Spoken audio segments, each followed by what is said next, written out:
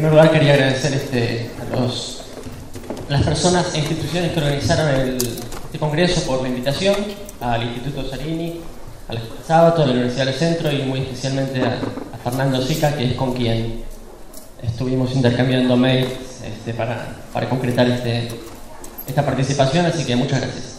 ¿Se escucha bien ahí? ¿Sí? Bien. Bueno, como ya sospecharán, el tema de la charla tiene que ver con la evolución y la teoría de la evolución y su enseñanza, y empiezo declarando dos afirmaciones que supongo que no requieren justificación.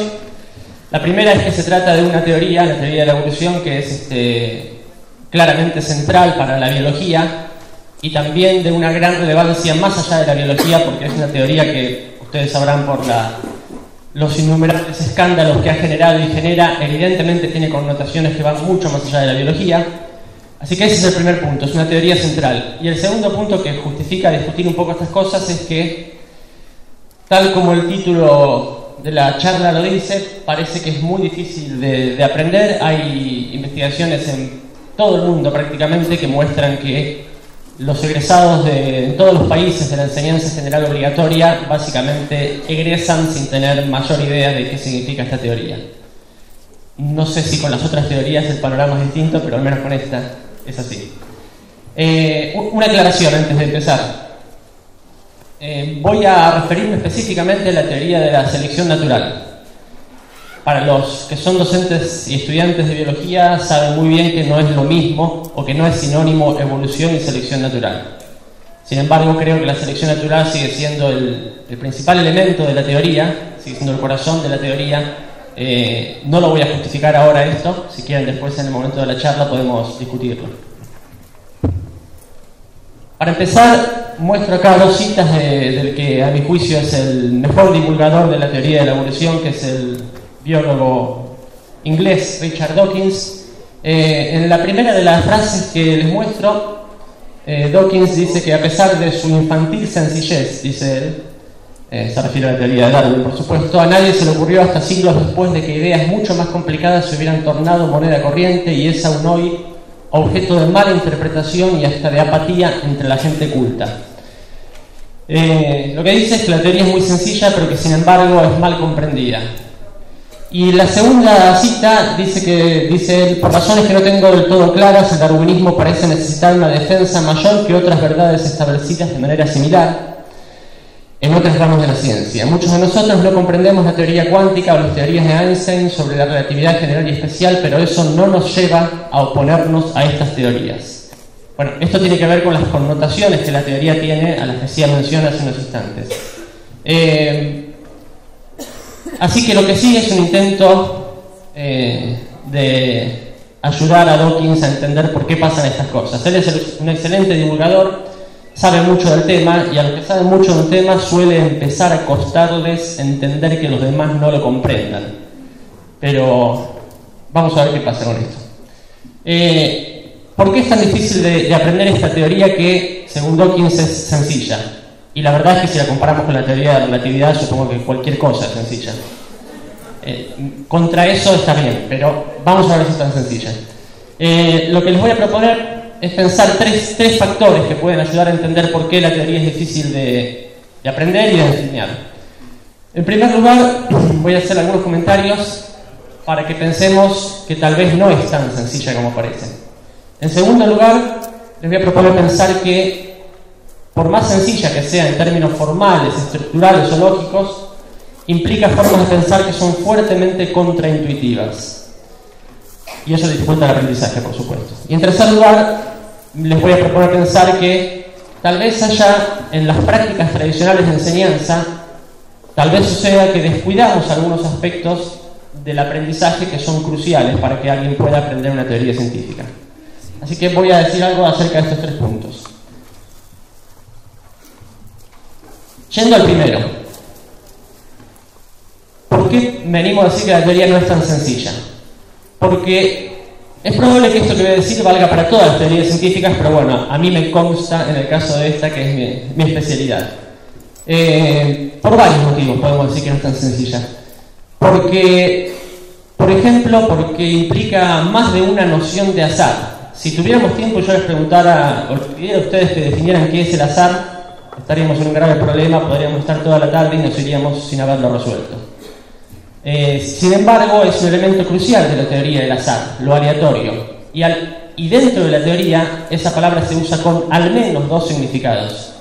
Ya podemos empezar a pensar cuántas veces en las instancias normales y comunes de enseñanza nos detenemos a reflexionar explícitamente sobre estas cuestiones con los alumnos. Solemos insistirles en que ciertas cuestiones son al azar, pero ¿qué significa exactamente eso? Supone pensar en términos probabilísticos, lo cual es complicado. La intuición no ayuda para eso tampoco. Supone relacionar procesos que suceden a distintas escalas jerárquicas. Lo digo rápido ahora y luego, si hay interés y tiempo, lo charlamos en la parte de las preguntas, pero las personas tienden a pensar la evolución en términos de transformación individual, cuando en realidad es un proceso de transformación a escala poblacional. Es un proceso de transformación a escala poblacional, pero ese proceso a escala poblacional está orientado por qué tan bien o mal le va en la vida al individuo. Entonces, las personas tienden a pensar en individuos que se transforman, lo cual es incorrecto, y luego, cuando comprenden que el proceso de esa escala poblacional, tienden a pensar en las ventajas de la especie, lo cual es incorrecto. Es un proceso poblacional cuyo motor es qué tan bien o mal le va a cada individuo por separado. Y otro último ejemplo, la lista podría ser más larga, el uso poco claro, oscuro, digamos, de nociones finalistas. Los que son docentes de biología saben que los estudiantes tienden a decir que las cosas suceden las bacterias mutan para hacerse resistentes, entonces ahí empezamos a luchar y a convencerlos de que en realidad es al azar, etcétera, etcétera. Pero es común que creamos que esta cuestión de pensar en términos finalistas es un defecto, por así decirlo, de pensamiento de los estudiantes. Sin embargo, la cosa parece ser más complicada, porque si ustedes miran textos o escuchan documentales de temas biológicos, van a ver que está plagado de lenguaje finalista o teleológico, como se suele llamar. A veces dicen, bueno, es una forma de hablar para que la gente entienda. Sin embargo, si uno mira incluso libros universitarios de biología, libros de texto universitarios, o sea, la expresión más pura y dura de la ciencia, está plagado de lenguaje teleológico. Yo les pongo solamente una cita, y ni siquiera es un libro de biología, es un libro un famoso libro de bioquímica, el Strayer. Esta frase dice: estos enzimas específicos realizan su función de un modo tan eficaz que la frecuencia de error es menor de 1 por cada 100 millones de nucleótidos replicados. Sería un lindo ejercicio pensar si hay ahí o no expresiones finalistas, pero hay al menos 3. La noción de función es finalista. Las cosas que tienen función son los objetos creados por el ser humano. Cualquier otra atribución de función es metafórica. Esto les puede sonar muy raro porque en biología estamos acostumbrados a hablar de la función del estómago, la función de, etcétera, etcétera. Y no digo que esté mal, pero es finalista. ¿Y qué significa hablar de errores y eficacias cuando estamos hablando de una enzima? ¿Cómo puede equivocarse una molécula? Es medio raro, ¿no? Bueno, esto es bioquímica. Si ustedes agarran un libro de biología, esto es peor todavía. Entonces, no sé si es tan cierto que el finalismo es un error de la forma de pensar de los estudiantes, o si hay algo en las propias teorías biológicas que tiene que ver con esto. Insisto, alguien podría decir es una mera forma de hablar. Ok, pero cabe preguntarse por qué los biólogos recurren todo el tiempo a esta mera forma de hablar y los físicos no tanto, o casi nunca. Entonces, hay algo en la teoría que es un poco extraño. Pasemos al segundo punto. ¿Por qué digo que la teoría es contraintuitiva? Acá hay una cita del psicolingüista Steven Pinker que dice: nuestras intuiciones sobre la vida de la mente, como nuestras intuiciones sobre la materia y el espacio, tal vez se hayan topado con un mundo extraño forjado por nuestra mejor ciencia. A los que les gusta la historia de la ciencia y revisan las teorías del pasado saben que las primeras teorías que han surgido en cualquier campo se parecen bastante a eso que la gente tiende a pensar espontáneamente, y es esperable que así sea. A medida que las disciplinas maduran, las teorías que van forjando se van poniendo cada vez más extrañas y cada vez más alejadas del sentido común. Ya que estamos en un evento auspiciado por la Escuela Sábato, podemos citar a Sábato, que dijo acertadamente que el sentido común es eso que nos dice que la Tierra es plana. Aunque los medios de comunicación tienen buena prensa, el sentido común, dicen falta sentido común, la verdad es que el sentido común es eso que nos sugiere que la Tierra es plana. Comprender las teorías científicas implica romper con eso. Y en este caso, en el caso de la teoría de la evolución, ustedes, todos los profesores de biología, saben que hay una serie de concepciones alternativas, ideas previas, etcétera, erróneas que los estudiantes tienen y que son fuertemente persistentes. La lista de esas ideas que podríamos hacer sería más bien interminable. Esto son solamente algunas. Los estudiantes piensan, por ejemplo, que el ser humano va a perder el dedo meñique porque no sirve, entonces lo va a perder. Los estudiantes piensan que las bacterias se acostumbran a los antibióticos y entonces luego no sirven, etc. Ahora, frente a semejante catálogo de ideas erróneas que además, insisto, persisten, hay estudios que muestran que incluso estudiantes avanzados de carreras universitarias relacionadas con la biología mantienen muchas de estas ideas. Entonces, obviamente la pregunta es ¿por qué? ¿Cuál es el origen de estas concepciones y por qué son tan resistentes? Y tal vez la respuesta pase por pensar que esas cosas que los estudiantes dicen, esas ideas erróneas puntuales, y que nosotros vemos o oímos, tal vez sean las múltiples puntas de un gran iceberg. Esto es una analogía, una metáfora. ¿Y qué sería la parte de abajo de ese iceberg? La parte de abajo de ese iceberg serían estructuras de pensamiento implícitas que los estudiantes no declaran y que en general ni siquiera saben que poseen, pero que los lleva a pensar de esos modos. Nosotros en nuestro trabajo de investigación hemos identificado estas grandes formas de pensar, todas las cuales conspiran para que alguien pueda entender y sobre todo usar la teoría de la evolución. Usarla, me refiero a poder explicar aspectos del mundo, que es lo que se supone que para eso sirven las teorías. No me voy a detener en cada una de ellas, por ejemplo, por supuesto. La primera, la tecnología, se refiere a ese finalismo del que hablábamos, pero por ejemplo el punto 3 que dice razonamiento causal lineal. Lo que esto significa es que los estudiantes tienden a pensar que cualquier cambio en el mundo biológico es la consecuencia directa e inmediata de un único factor que lo precede. Entonces tienden a pensar, bueno, si el ambiente cambia, la especie se adapta, como si fueran bolas de billar que se golpean, cuando en realidad son procesos multicausales, donde tienen que darse una serie de condiciones, donde no hay una única causa. Para los que saben biología, si uno se identifica un proceso evolutivo y si alguien preguntara cuál es la causa de ese cambio, no hay modo de responder esto, no existe la causa de ese cambio. Son procesos multicausales. Sin embargo, los estudiantes tienden a pensar de estos modos, muchas veces no saben que tienden a pensar de esos modos, no lo declaran, no es que el estudiante dice yo suscribo a la tecnología, no, por supuesto que no. Lo que dicen es las bacterias mutan para adaptarse, y punto. Lo que estamos diciendo es que hay formas de pensar implícitas que generan esas respuestas, esas explicaciones puntuales cuando los estudiantes enfrentan los problemas y preguntas que les planteamos. Y el punto entonces, y por eso lo de contraintuitivo, esto es lo que estas formas de pensar nos salen naturalmente y fácilmente, y por eso guían nuestra intuición. Y el punto es que para poder realmente comprender la teoría, insisto, es decir, para poder utilizarla para explicar y explicarse al mundo, hace falta pensar de otros modos, que son incompatibles con estos modos, aunque sea por momentos. Por eso ahí puse, usar la teoría parece requerir suspender, al menos momentáneamente, estas formas de pensar. Estas formas de pensar son lo que en didáctica llamamos obstáculos, y que definimos como modos de razonamiento, como sesgos cognitivos, que son transversales, funcionales y conflictivos. Transversales se refiere a que son modos de pensar bastante generales. Cualquiera de esas formas de pensar que mencioné, el esencialismo, el finalismo, todo eso, no son una idea sobre las bacterias o sobre las plantas. Son ideas bastante generales sobre grandes parcelas del mundo y por lo tanto pueden orientar el razonamiento tanto en evolución como en historia. Son funcionales, ¿por qué? Porque la estructura cognitiva del estudiante le sirve para dar sentido y para explicarse muchos fenómenos. Que desde el punto de vista científico esas explicaciones sean cuestionables es otro asunto. Es un problema nuestro, de los docentes, no del estudiante.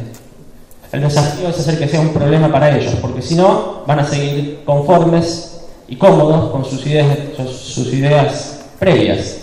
Entonces, bueno, ¿y conflictivo por qué? Porque nosotros enseñamos la teoría de la evolución para que ellos la aprendan y para que con esa teoría se expliquen un montón de aspectos, el origen de nuestra especie, etcétera, etcétera. El problema es que ellos ya tienen formas de pensar que les permiten explicarse esos aspectos cada vez que les interesan. Ya tienen con qué explicarlo. ¿Con qué? Con todas esas formas de pensar que mencioné antes. Entonces se establece una especie de relación de competencia. Hay unos modelos, unas ideas de sentido común que le permiten al estudiante responder las preguntas que le parecen interesantes, y nosotros queremos que construya teorías científicas para responder esas preguntas. Hace décadas que sabemos que los estudiantes no son tablas rasas, tienen ideas para explicarse todo eso. Entonces hay una relación de conflicto entre ambas formas de pensar. Esta idea está inspirada en la filosofía, en la epistemología del filósofo francés Gaston Bachelard, así que como está inspirada en él, vale la pena mencionarlo. En varios libros Bachelard desarrolló la idea de obstáculo epistemológico, que también es interesante pensarlo porque los profesores de biología solemos introducir elementos de historia de la ciencia y también está bueno pensar cómo hacemos eso. Contra la idea extendida de que la ciencia avanza gracias a la acumulación de nuevos datos y nuevas observaciones, Bachelard llamaba la atención sobre el hecho de que muchas veces los progresos en la ciencia se dan cuando parte de la comunidad científica logra deshacerse de cierta forma de pensar. Es muy distinto esto de pensar que la ciencia progresa por la acumulación de nuevos datos. Por supuesto que los nuevos datos son importantes, pero Bachelard dice los pasos adelante se dan cuando algún investigador logra abandonar cierta forma de pensar, que es una condición, decía él, sine qua non para poder pensar de otro modo más potente. Bachelard tenía una perspectiva muy negativa de esto, ¿no? Decía que se aprende contra lo que se sabe, hay que destruirlo, hay que tirarlo a la basura. Desde el punto de vista de la didáctica tenemos una visión más positiva, porque aunque pretendamos cierta modificación de las ideas que ya tiene el estudiante, sabemos perfectamente que el estudiante no puede aprender si ese proceso de aprendizaje no comienza por esas ideas. Aunque las ideas sean erróneas, habrá que invitar al estudiante a empezar a pensar sobre un asunto, bueno, con esas ideas. Con estas ideas que tenés, ¿cómo podemos explicar esto? Y luego veremos en qué circunstancias esas ideas se quedan cortas y qué habría que revisar y qué habría que agregar. Esta es la idea de obstáculo. Entonces uno podría pensar en una especie de jerarquía de las representaciones mentales de los estudiantes. La parte de arriba, las puntitas del iceberg, son lo que el estudiante dice.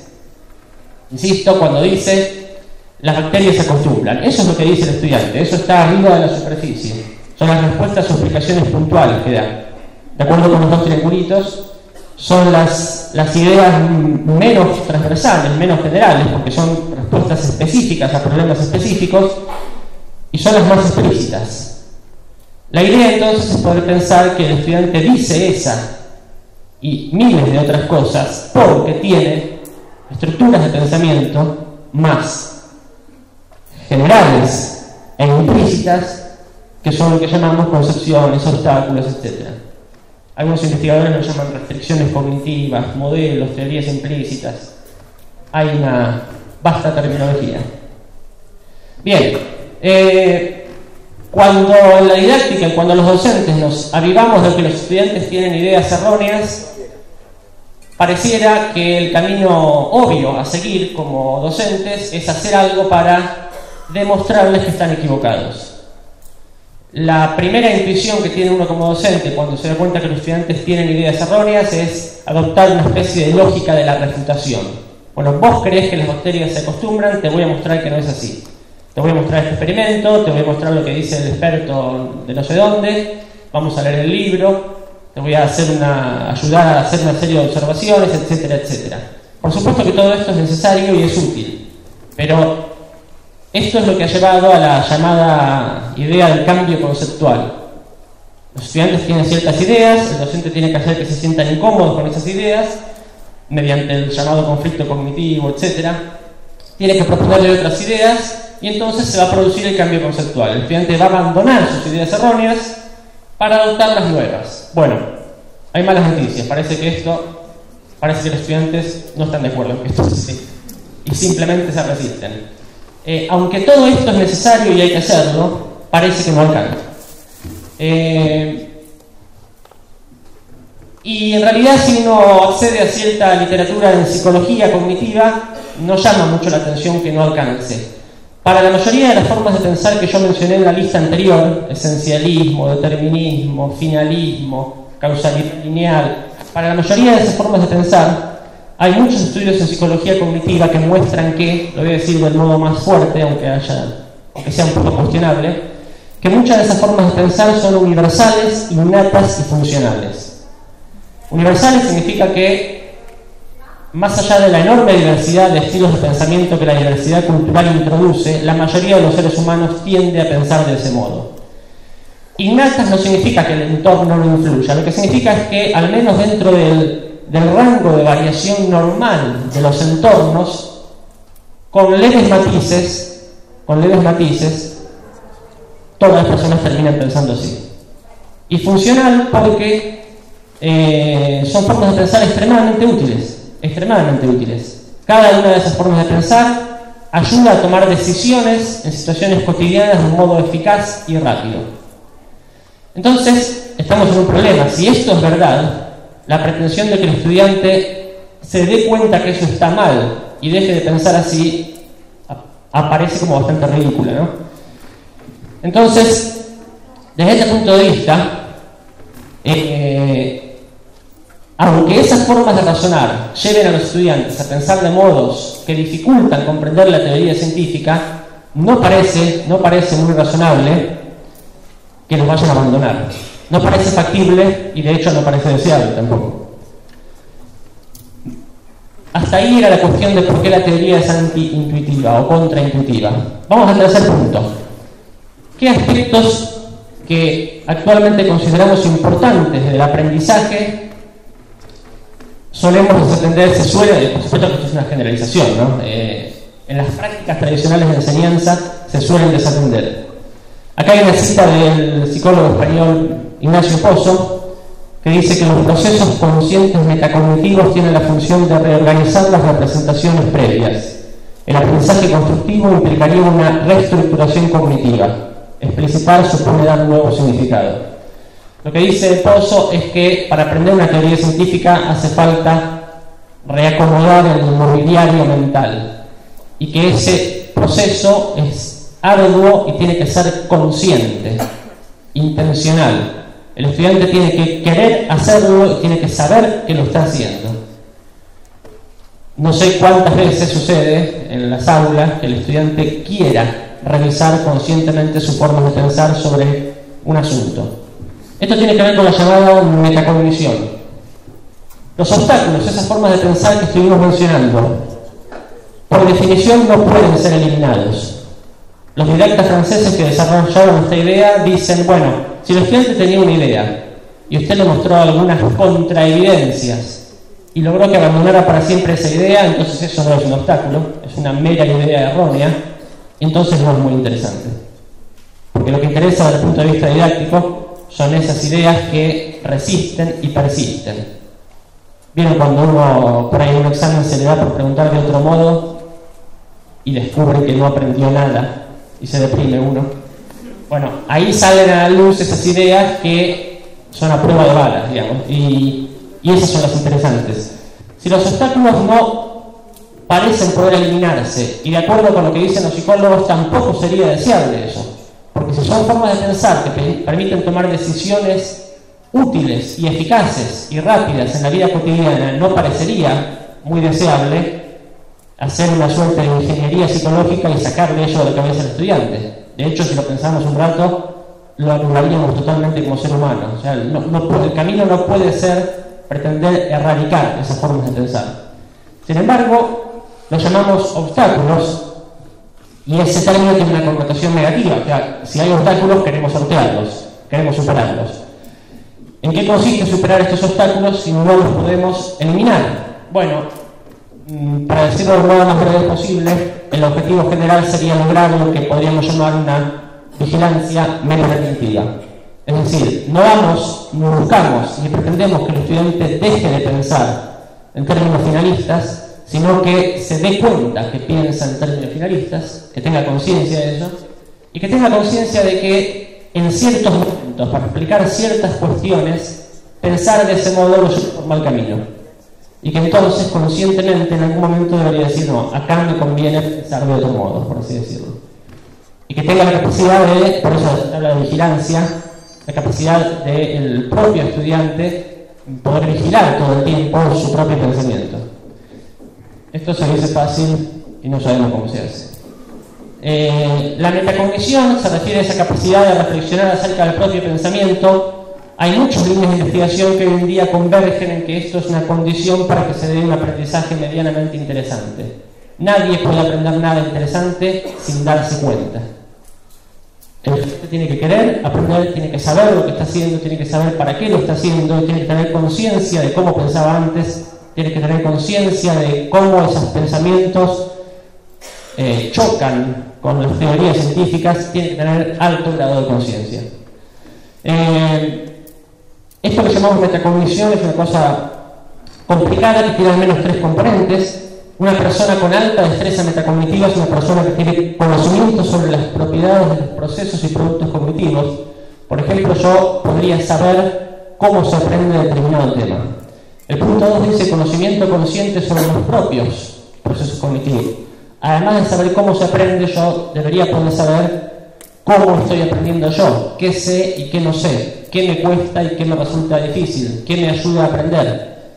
Y el tercer punto, yo debería poder regular mis procesos de acuerdo con esos criterios.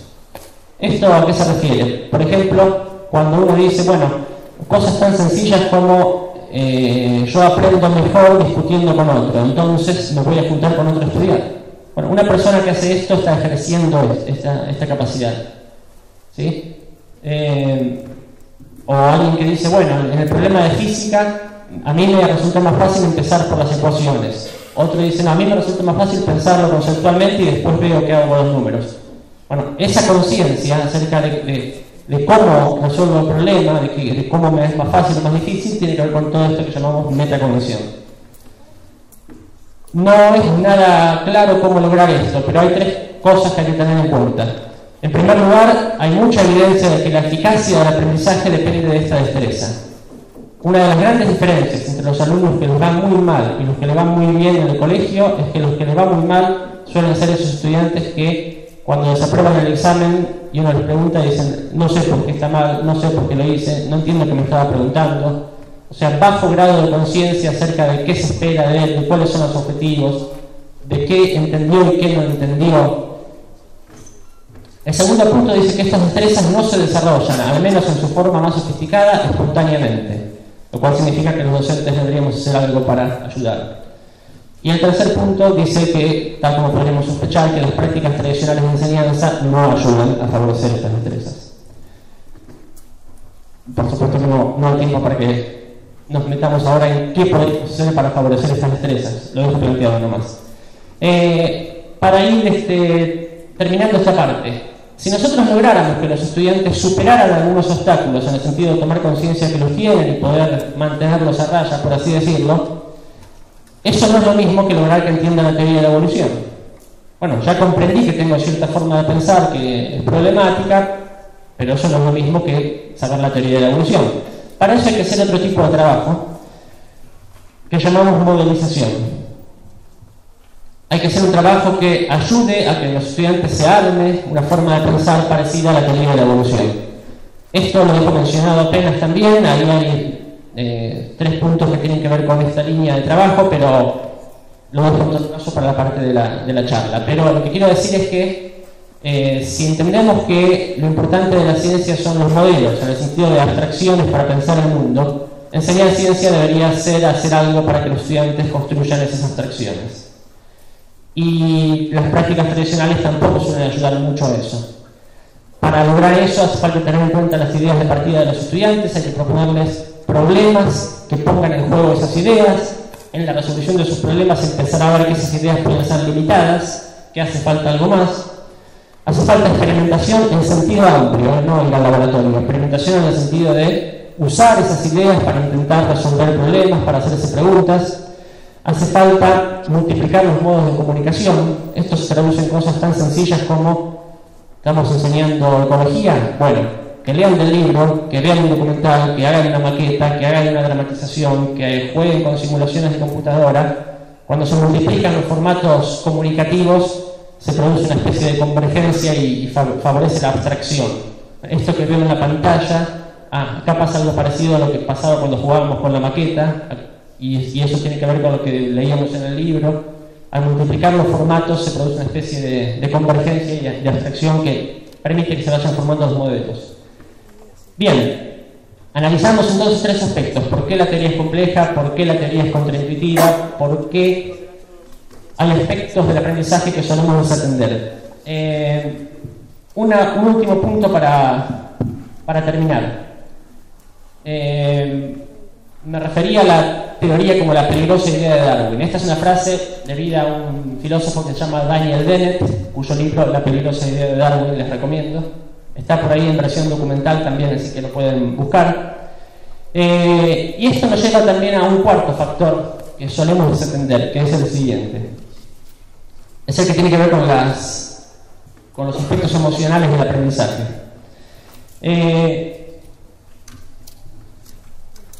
Si las teorías son contraintuitivas, aprender las teorías requiere revisar de un modo consciente y explícito las formas de pensar que uno tenía. Y aunque sea por momentos y en cierta medida, requiere renunciar a esas formas de pensar que uno tenía. Y eso a los humanos no nos gusta, no nos cae simpático. Todos preferimos que nos vengan con cuentos que reafirman todas nuestras ideas. Lo contrario nos molesta un poco. Esto significa que cualquier aprendizaje más o menos profundo implica ciertas resistencias emocionales. Esto lo puede ver uno en discusiones cotidianas, ¿no? Donde las cosas se suben de tono aparentemente cuando no hay mucho en juego. Esto vale para cualquier teoría, en realidad. Un estudiante, cuando no pasa nada de esto, es porque no está pasando nada muy interesante, en realidad. Cuando hay una revisión profunda de las formas de pensar, suele aparecer cierta incomodidad con respecto a lo nuevo.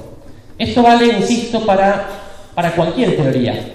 Pero si además se trata de una teoría que tiene implicancias y connotaciones que suelen ser, primero, que tienen que ver con cuestiones profundas y que suelen ser antipáticas por diversos motivos para mucha gente, el panorama se complica. Y la teoría de la evolución es antipática para mucha gente.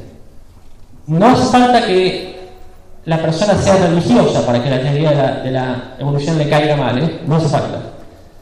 Esta es una caricatura de la época contemporánea, de tiempos de Darwin, de la revista Punch, que era una de las revistas del momento, donde aparece la caricatura de Darwin y una serie de bichos.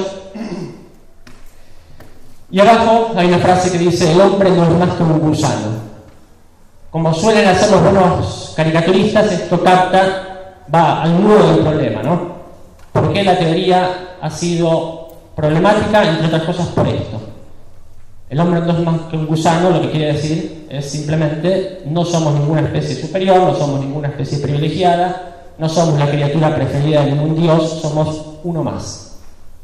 Evolutivamente uno podría decir una de millones de ramitas íntimas en el gran árbol de la vida. Esto, ¿no? Se suele decir que el darwinismo implicó una herida al narcisismo de la humanidad, junto con Galileo, Copérnico y con Freud. Y esto, para las personas que lo entienden, suele ser inquietante. Desde el punto de vista biológico, nuestra existencia es un accidente. Así de simple. Y esto a la gente suele no gustarle. A todos les gusta pensar que estamos acá para algo muy relevante, lo cual puede ser cierto. Lo que esto nos dice simplemente es que ese destino relevante no viene de la biología. Lo tendremos que construir nosotros. Para las personas religiosas esto es más antipático todavía, pero no hace falta que las personas sean religiosas, Entonces, y la teoría de Darwin, la idea de selección natural, es más antipática que la idea de evolución en sí. Hay otras versiones de la evolución, las lamarckianas y otras, que para la gente son más simpáticas porque reivindican un lugar de privilegio para el ser humano, etcétera, etcétera. Pero en el esquema darwiniano somos uno más. La cosmovisión darwiniana no condice con los deseos de la gente. Y parece que tampoco condice con los deseos del propio Darwin. Los profesores de biología seguramente conocen a unos pequeños avispas que se llaman icneumónidos, que es uno de los tantos llamados parasitoides. Son esas avispas que paralizan alguna presa, una araña frecuentemente, y ponen sus huevos en la presa aún viva, y las crías de la avispa empiezan a comerse a la araña estando esta aún viva. Darwin escribía sobre esto: no me puedo convencer de que un Dios benefactor y omnipotente hubiera creado intencionalmente los icneumónidos con el deseo expreso de que se alimentaran dentro de los cuerpos de las orugas. Claro, si uno cree que el mundo es un lugar de armonía y bondad, ver esto es un poco llamativo, ¿no? Obviamente el darwinismo implica una cosmovisión de un mundo biológico amoral, donde evoluciona aquello que da ventajas reproductivas sin importar el sufrimiento que puede implicar para ninguna criatura. Esto es antipático para casi todos, sean religiosos o no. Fíjense que en la lista de formas de pensar que mencioné como obstáculos no puse la religión. Después podemos discutir por qué, pero no creo que el problema sea la religión. Esto es inquietante para casi todo el mundo. Entonces, volviendo a las citas iniciales, Dawkins dice que aunque es muy sencilla nadie la entiende. En lo poco que les comenté quise sugerir es que la teoría tiene aspectos poco claros que dificultan su comprensión. Creo que esto vale para casi todas las teorías, pero para esta seguro. Y aspectos poco claros que rara vez son discutidos explícitamente: la noción de azar, la noción de finalidad, etcétera, etcétera. Por otro lado, la teoría es contraintuitiva. Así como el sentido común, como decía Sábato, nos sugiere que la Tierra es plana, el sentido común nos sugiere que frente al antibiótico, las bacterias, cada una de ellas, se acostumbra. Cambia para sobrevivir. Eso nos sugiere el sentido común. Y está tan bien como decir que la Tierra es plana. Ahí está el problema. El tercer punto que mencioné es que la investigación actual en didáctica señala que hay algunas cuestiones claves para que se produzca un aprendizaje significativo. Mencioné dos. Primero es el desarrollo de las capacidades metacognitivas, altos grados de conciencia acerca de qué estamos haciendo y para qué lo estamos haciendo. Y el segundo que mencioné es la modelización, ciertas formas de trabajo que favorezcan la construcción de modelos abstractos. Y el cuarto punto, que tiene que ver con la segunda frase de Dawkins. Dawkins decía: nadie entiende a Einstein, pero nadie se opone a Einstein. En cambio, a Darwin se siguen oponiendo militantemente miles de personas en todo el mundo. Ese segundo punto tiene que ver con las connotaciones que la teoría tiene, más allá de lo biológico. Es una teoría que plantea una cosmovisión que es antipática para muchas personas. Y esto agudiza las resistencias emocionales que todo proceso de aprendizaje implica. Y esto los docentes deberíamos tenerlo en cuenta. No sé cómo, no es para hacer terapia en la clase. Por lo menos para declararlo conscientemente. ¿Sí? Para saber, bueno, no para hacer como si nada. Y para decirlo, bueno, esto es una teoría que mucha gente la rechaza por tal y cual motivo, y desarmar un poco esa cuestión y poder pensarla con los estudiantes.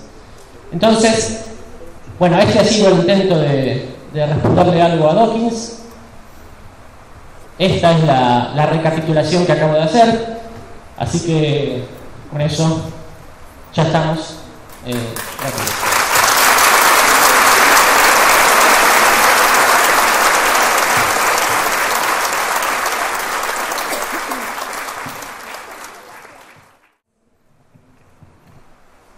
Mi nombre es María de Ibarburu, yo vengo de Montevideo, Uruguay. Agradezco la oportunidad de volverte a oír y me ha parecido muy bueno tu planteo. Mi pregunta general tiene que ver con lo siguiente. Este es un seminario de enseñanza de las ciencias y planteaste problemas didácticos basados en la gran parte de tu charla en problemas del aprendizaje. Entonces, mi pregunta es, ya que estamos en un evento donde nos juntamos profesores preocupados por la enseñanza y la formación de nuevos profesores, ¿tú no crees que en los cursos de enseñanza de las ciencias o en didáctica de las ciencias, incluso en las investigaciones que versan sobre la ciencia de las ciencias, no se le da poca trascendencia a la formación respecto al aprendizaje. O sea que estamos más preocupados en encontrar estrategias para enseñar tal o cual cosa, cuando en realidad no hemos desarrollado la formación necesaria y suficiente para entender por qué razón tenemos ciertos obstáculos para aprender qué cosas. Y además, yo, porque trabajo en el área de la química y con el modelo corpuscular de la materia, coincido plenamente desde la teoría en uno de los obstáculos que vos presentaste, las particularidades que puede llegar a tener el aprendizaje en cada una de las disciplinas de la ciencia de la naturaleza, más allá de que haya cuestiones generales. Es una buena pregunta y algo complicada, que incluso genera discusión entre los colegas, porque entre los que investigan en didáctica hay algunos que creen que la didáctica consiste en investigar la enseñanza y no el aprendizaje, que eso es cuestión de psicólogos. Yo tengo una postura intento tener una postura un tanto intermedia en relación con eso. Yo creo que nosotros debemos centrarnos en cómo enseñar, asumiendo modelos de aprendizaje investigados por los psicólogos. Investigar los procesos de aprendizaje en sí implica hacer psicología, y para eso hay que ser psicólogo y hacerlo bien. Lo que sí creo es que tenemos que anclar fuertemente nuestra estrategia de enseñanza en los modelos de aprendizaje de los psicólogos, porque yo apenas lo mencioné, pero toda mi propuesta está muy fuertemente ligada a modelos de psicología cognitiva. O sea, coincido en que hay que prestar más atención a qué puede estar pasando en términos de aprendizaje en nuestras áreas particulares. De hecho, el concepto de obstáculo va en ese sentido. Los psicólogos no hablan de obstáculos. Los psicólogos dicen las personas piensan así. Es un problema que surge para el profesor, pensar en qué medida esa forma de pensar hace cortocircuito con una teoría que uno quiere que el estudiante construya. Pero reconozco que hay margen para, no me animo a decir taxativamente que no deberíamos investigar aprendizaje. Sí, me parece que tenemos que prestarle mucha atención y que tenemos que intentar nutrirnos de la mejor psicología disponible y repensarla a la luz de los problemas particulares que surgen en un aula, que no suelen ser los problemas que investigan los psicólogos. Los psicólogos que dicen que la gente piensa de un modo finalista, esencialista, etcétera, lo hacen mediante test de laboratorios que no se parecen en nada a un aula y no están intentando enseñar una teoría científica. Nos plantean problemas cotidianos, nos plantean este tipo de situaciones. Entonces, yo no me animo a decir que uno debería investigar el proceso de aprendizaje, pero sí que uno debería intentar repensar esos procesos de aprendizaje que la psicología describe en nuestros contextos particulares, pero es una cuestión problemática. Bueno, primero gracias por tu charla y una preguntita como para pensar por qué también es muy complicado entender la evolución. ¿No crees que hay una relación entre lo que propone la selección natural y ciertas formas de organización social y política en sociedades? Es decir, hay intereses creados alrededor de ciertas formas de ver o entender esa teoría. Sin duda, pero creo que eso vale para todas las teorías científicas. Y creo que eso, claramente en esta es más, todo es más relevante y más directo. Pero el riesgo con eso es creer que, lo voy a decir de un modo un poco brutal, el riesgo de eso es creer que entonces la teoría es falsa.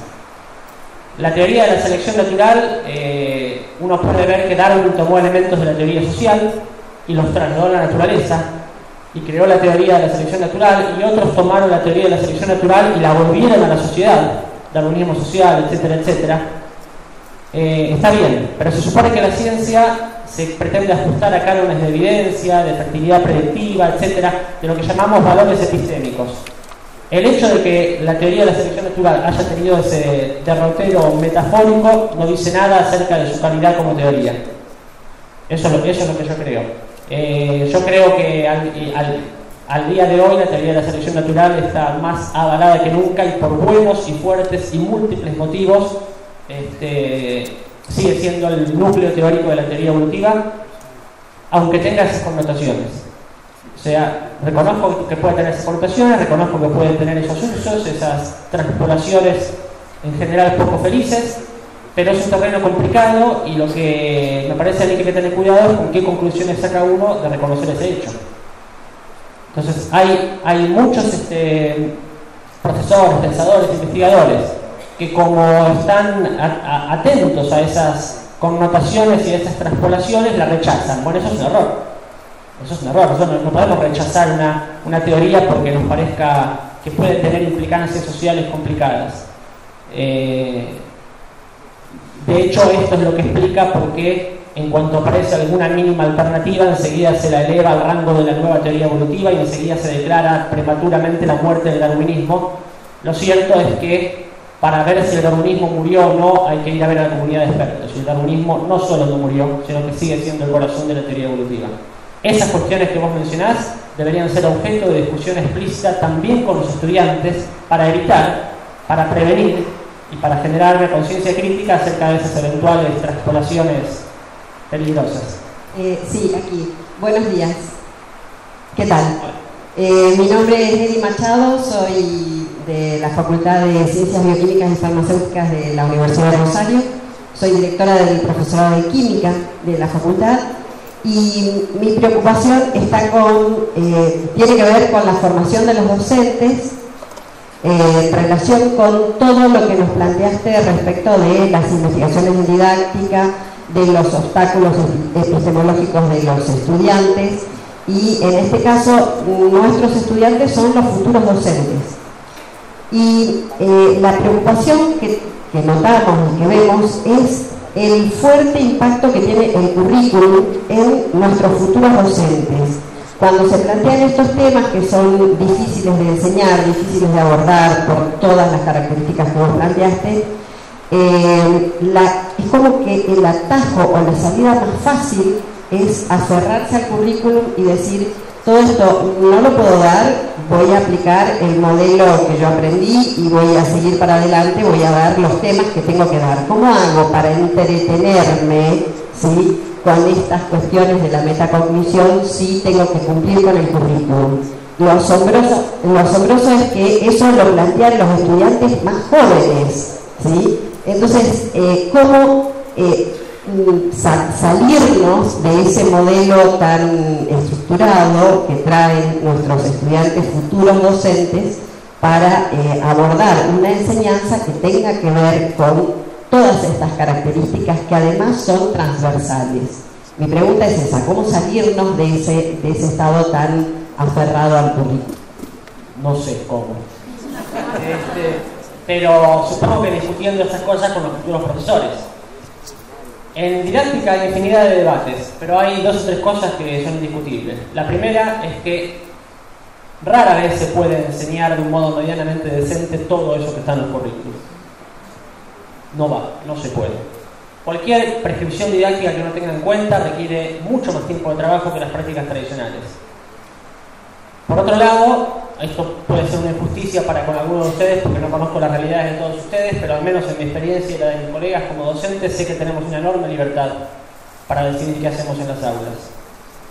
Cuando a mí viene un colega y me dice no llego con este tema, no llego, que además nunca es casual con qué temas no se llegan, ¿no? Siempre son los mismos los temas con los que no se llegan.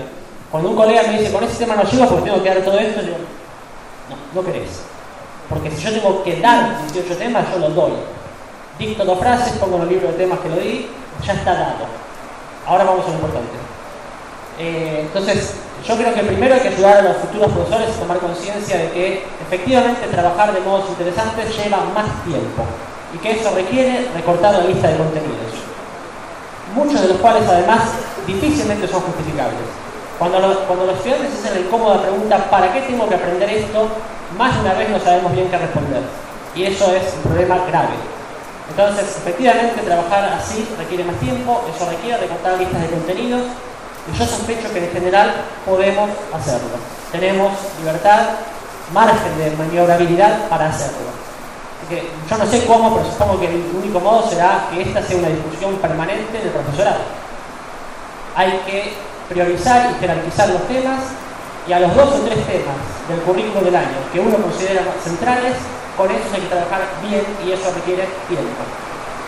Requiere revisitarlos, volver, ya di evolución.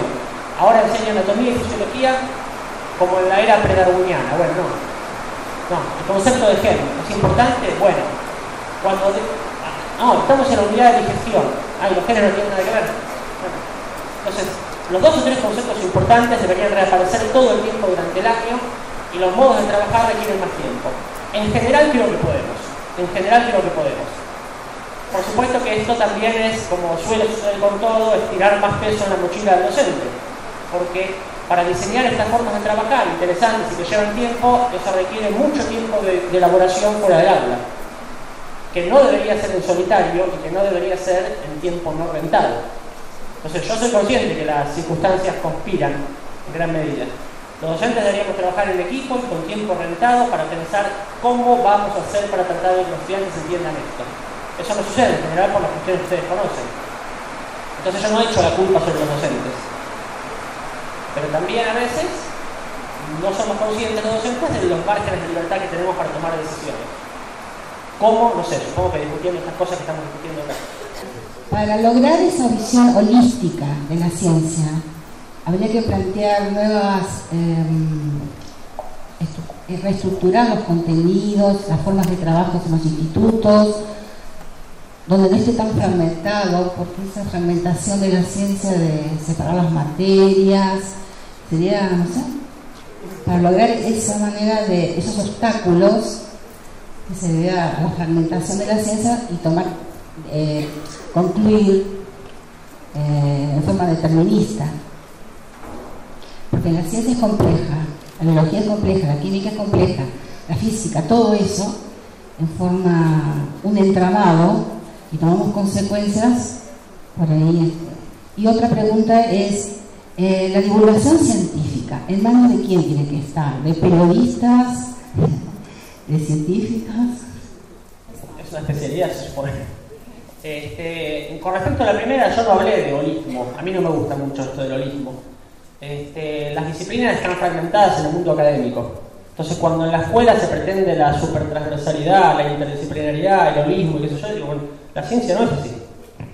En algunos aspectos sí, en otros no. Los obstáculos son transversales y tenerlos en cuenta no requiere necesariamente fundir las disciplinas. Lo que requiere es que, por ahí habló una colega de química, bueno, muchas de esas formas de pensar que yo mencioné como obstáculos, justamente como por definición son generales, la mayoría de ellos también entran en juego en otras disciplinas. Entonces,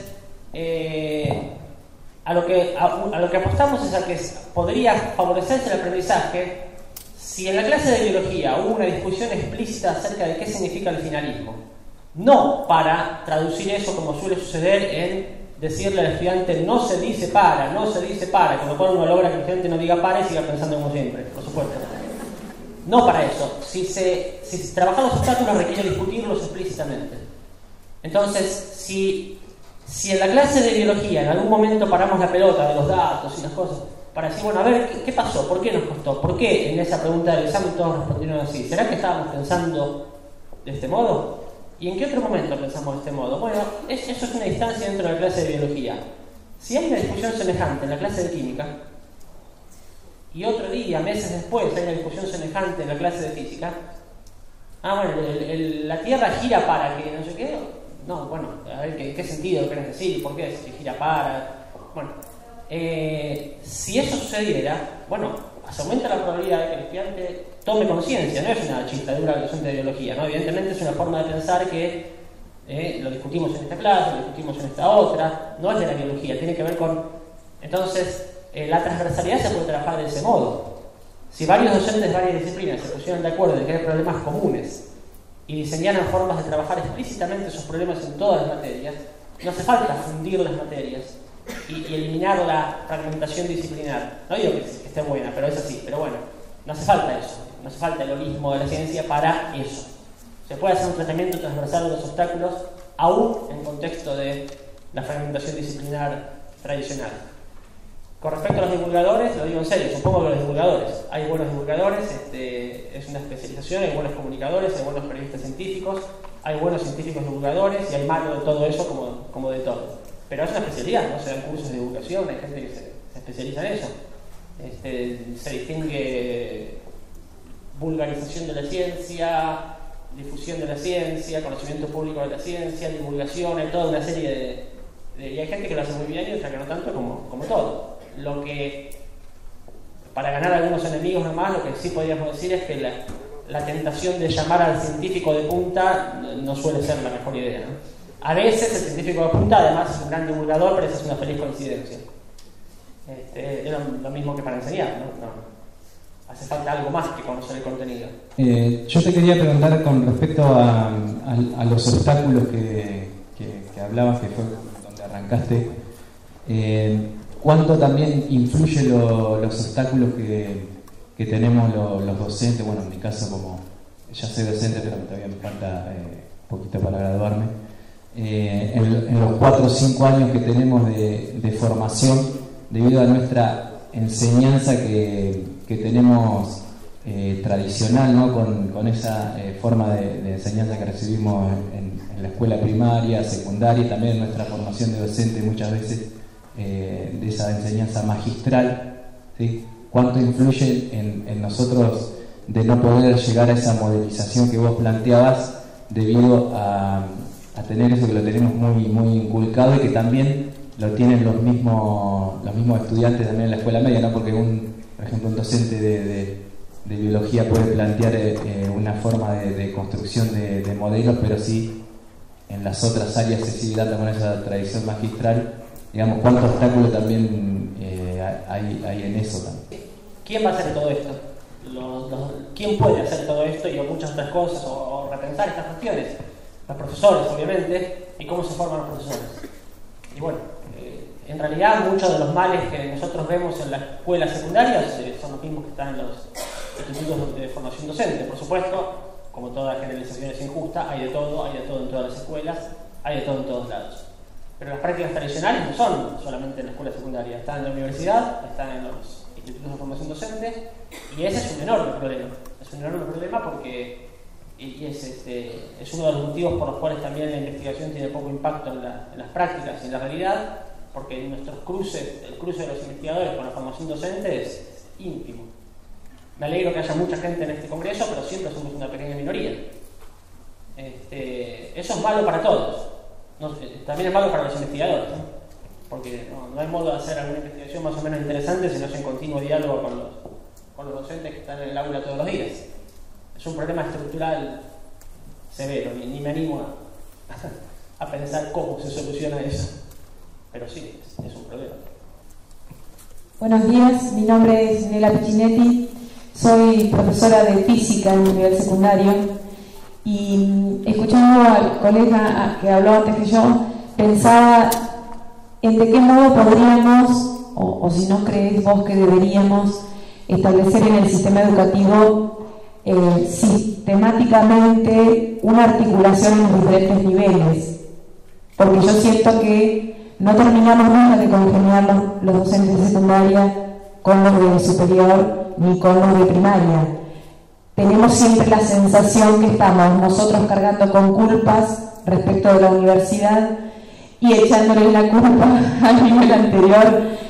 Y siento que nunca nos sentamos a discutir sobre esto, que creo que no es una cuestión de culpa, ¿no? Es una cuestión de asumir errores, defectos, deficiencias que tenemos todos, explicitarlas y tal vez de ese modo crecer todos los niveles, desde inicial diría yo, porque desde entonces me parece que sistematizamos esto de la metacognición, ¿no? No sé. Coincido en el diagnóstico totalmente, y también hay que tener cuidado, no lo hiciste vos, pero tampoco quiero aclarar que tampoco quise hacerlo yo, plantearlo en términos de culpa. Nadie tiene culpa de nada, todos intentamos hacerlo lo mejor que podemos. Lo que hay que evitar es trabajar en el nivel inicial porque ya no hay a quien echarle la culpa. Entonces, conviene trabajar de la primaria para arriba. Pero no, de verdad no sé cómo. O sea, estos eventos que por ejemplo son cada vez más frecuentes ayudan. Pero está claro que ayuda en un contexto, una estructura institucional que no ayuda. Eso es evidentemente así. Pero la verdad que no sé cómo. En algunos países se tiende a que la formación de todos los docentes sea universitaria y se piensa que eso puede ayudar. No sé, la verdad es que no lo sé, ¿no? Son cuestiones de política y de gestión que me superan ampliamente, pero sí coincido en el diagnóstico, eso es un problema, pero sinceramente no sé cómo hacer con eso. Bueno, el rating está muy alto, pero hay que ir a una tanda, así que le vamos a dar un gran aplauso a Leonardo.